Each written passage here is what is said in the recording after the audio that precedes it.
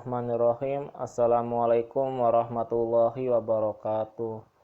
Nama saya Muhammad Rizky Al-Kausar dengan NIM 2280200069 dari kelompok 6 Pendidikan Fisika kelas B 2020 akan menjelaskan materi tentang fikih siasah, suksesi kepemimpinan dalam sistem politik Islam. Pengertian fikih siasah. Siasah berarti memimpin, mengatur, mengurusi perkara. Menurut Abdul Wahab Khalaf, fikih siasah artinya ilmu yang membahas tentang cara pengaturan masalah ketatanegaraan, semisal bagaimana mengadakan perundang-undangan dan berbagai peraturan lainnya yang sesuai dengan prinsip-prinsip Islam. Kendatipun mengenai penataan semua persoalan tersebut tidak ada dalil khusus yang mengaturnya. Menurut Ahmad Fathi Bahansi, fikih siasah adalah pengaturan kemaslahatan manusia berdasarkan syariah. Fikih siasah juga disebut ilmu pemerintahan yang mengendalikan tugas dalam dan luar negeri, yaitu politik dalam dan luar negeri serta kemasyarakatan, yakni mengatur kehidupan umum atas dasar keadilan dan istiqomah. Pengertian lain yang semakna disampaikan ahli syariati, bahwa ia tidak hanya menjalankan fungsi pelayanan khidmah, tetapi juga pada saat yang sama menjalankan fungsi pengarahan islah. Kaitannya dengan hal ini, kajian fikih siasah meliputi pengaturan hubungan sesama warga negara dengan lembaga negara dan sesama lembaga negara. Kajian fikih siasah menggunakan beberapa metode yang biasa dipakai antara lain ijma, qiyas, al-masalihul al-mursalah, sad al-zariyah, al-istisan, dan kaidah-kaidah fikih lainnya. Dasar pokok fikih siasah adalah wahyu atau agama. Nilai transendental merupakan dasar bagi pembentukan peraturan yang dibuat oleh institusi-institusi kenegaraan yang berwenang. Sumber lainnya yang digunakan dalam kajian fikih siasah adalah manusia sendiri dan lingkungannya. Peraturan yang bersumber pada lingkungan manusia sendiri seperti pandangan para ahli, hukum, adat, pengalaman manusia, dan warisan budaya perlu dikaitkan dengan nilai dan norma transendental agar tidak bertentangan dengan kehendak dan kebijakan Tuhan yang ditetapkan dalam syariahnya.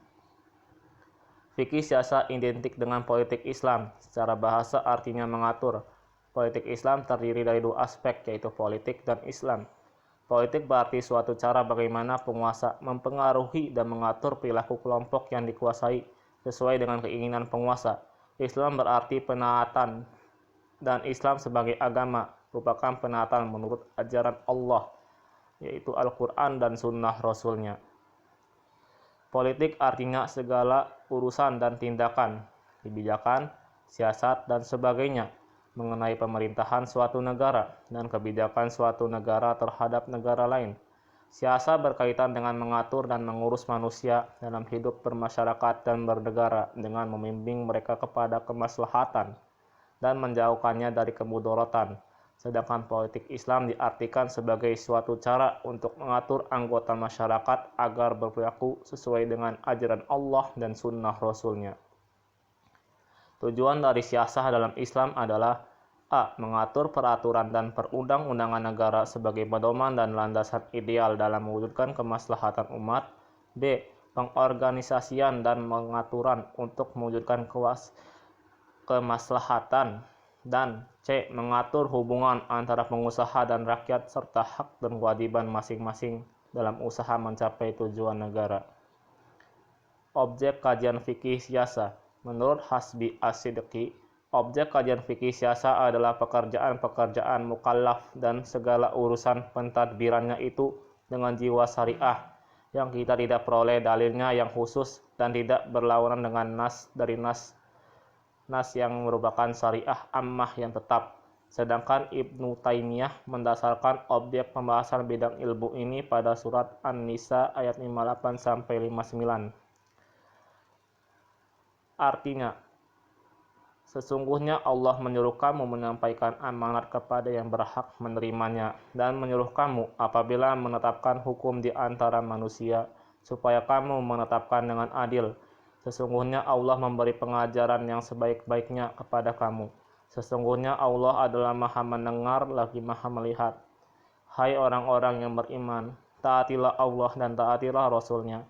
dan ulil amri di antara kamu. Kemudian jika kamu berlainan pendapat tentang sesuatu, maka kembalikanlah ia kepada Allah, Al-Quran dan Rasul, sunnahnya. Jika kamu benar-benar beriman kepada Allah dan hari kemudian, yang demikian itu lebih utama bagimu dan lebih baik akibatnya. Ayat 58 berkaitan dengan mereka yang memegang kekuasaan pemerintahan yang punya kewajiban menyampaikan amanah kepada yang berhak dan menetapkan hukum dengan adil. Sedangkan ayat 59 berkaitan dengan hubungan antara penguasa dan rakyat, baik dari kalangan militer maupun kalangan wajib menaati perintah Allah dan Rasul-Nya serta mematuhi pemerintah. Tiga pandangan tersebut memberi gambaran bahwa objek bahasan fikih siasah secara garis besar adalah A. Mengatur peraturan dan perundang-undangan negara sebagai pedoman dan landasan ideal dalam mewujudkan kemaslahatan umat. B. Pengorganisasian dan pengaturan untuk mewujudkan kemaslahatan. Dan C. Mengatur hubungan antara pengusaha dan rakyat, serta hak dan kewajiban masing-masing dalam usaha mencapai tujuan negara.